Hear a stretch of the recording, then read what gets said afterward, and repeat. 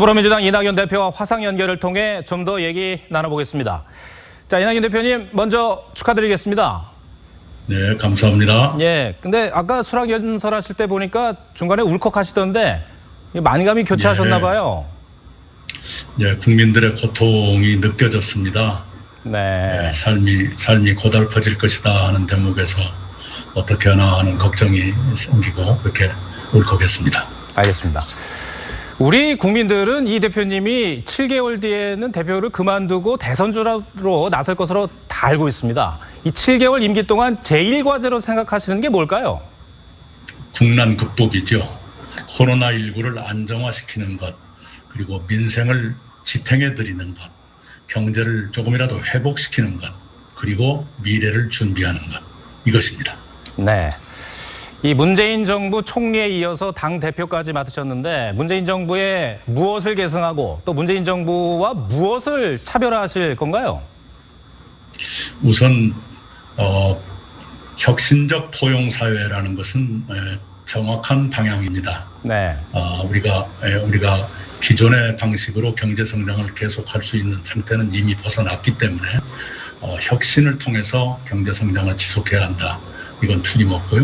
네. 그러나 또 혁신의 과정에서 소외계층이 생기고 또 빈부의 격차가 더 커질 우려가 충분히 있기 때문에 포용 정책을 통해서 격차를 완화하고 사회적 약자들을 좀 더 두텁게 보호하고 네. 이런 것이 필요한 건 틀림없죠. 네. 그건 계승해 가야 한다고 생각합니다. 네.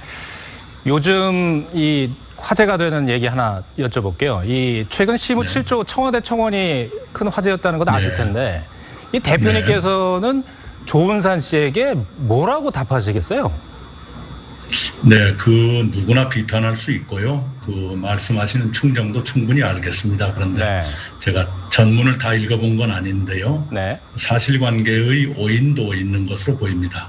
지금 온 국민이 모든 정말 관심을 너무나 많이 갖고 있는 부동산 문제, 이 부동산 민심을 정부가 잘 모르는 것 같다 이런 지적이 있습니다. 자, 이런 지적에 대해서 어떤 입장이시고 또 부동산 문제에 대해서는 어떤 해법을 내놓으실 생각이세요? 예, 우선은요. 지금 지난달에 국회에서 부동산 관련 법안들이 통과됐습니다. 사실은 20대 국회 때 처리를 했어야 하는데 그러지 못하고 21대 국회에 들어와서 했지요. 그 법이 졸속으로 만들어진 법이 아니라 10여 년 전부터 이미 논의돼 왔던 법들입니다. 네. 우리가 가야 될 방향이고요. 그래서 그 법을 통해서 부동산 매매 시장은 안정화의 길로 접어든 것으로 보이고요. 네. 임대차 시장은 워낙 큰 정책의 변화가 있다 보니까 전환기적 진통이 있어 보입니다. 그럼에도 불구하고 임차인들의 주거권을 보장해 드리면서 함께 사는 포용사회로 가자라는 그런 취지이기 때문에 서로 수용해 주시고 안정시켜 주도록 함께 노력했으면 합니다. 네.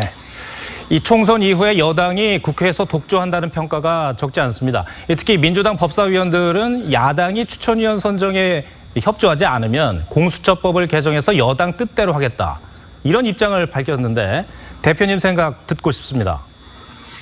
우선 공수처법은 20대 국회에서 합법적으로 통과된 법입니다. 그런데 우리는 그 법에 찬성하지 않았으니까 지키지 않겠다라고 한다면 만장일치로 통과되지 않은 법은 전부 다 누군가는 안 지킬 것 아닙니까? 네. 그것은 입법부가 법치주의를 스스로 허무는 것이라고 생각합니다. 국회에서 합법적으로 통과된 법은 지키는 것이 옳다고 생각하고요. 박병석 국회의장께서 공수처장 후보를 추천해달라는 공문을 벌써 야당에 2차례 보낸 것으로 압니다. 의장의 그런 종용에 따라주시는 것이 옳겠다 이렇게 판단합니다. 네, 지금 온 국민이 코로나 사태로 고통을 받고 있는 그런 상황인데 이 2차 재난지원금 지금 문제가 곧 논의될 것으로 알고 있습니다. 이 대표님은 더 급한 분들께 더 두텁게 줘야 한다고 하셨는데 전 국민이 아니라 선별 지원을 해야 한다는 거죠? 네, 이렇게 보십시다. 우선은요. 민생지원책이 재난지원금만 있는 것이 아닙니다. 이제까지 우리가 재난지원금은 딱 한 차례 드린 것뿐인데요. 그 시기가 아니더라도 민생 지원책은 줄곧 있었죠. 네. 내주 전반쯤에 당정청 회의를 갖도록 하겠습니다. 그 자리에서 하나는 예년보다 더 강화된 민생 지원 대책을 확정해서 추석 이전에 시행하도록 하는 것을 논의하겠습니다. 또 하나는 재난지원금도 논의를 하겠는데요. 어떠한 문제든 여당 대표 마음대로 할 수 있는 해서는 안 되죠. 논의를 해야 되는 것이니까요. 다만 저의 신념으로는 긴급 재난지원금이니까 긴급하게 지원하는 것이니까 네. 재난을 더 많이 받는 분들께 더 빨리 더 두텁게 드리는 것이 원래 제도의 취지에 맞다 이렇게 생각을 합니다. 실제로 금년 4월 총선거가 있고 이런저런 정치적 사정도 있어서 전 국민께 재난지원금을 드렸었는데요. 네, 그렇죠. 그 결과는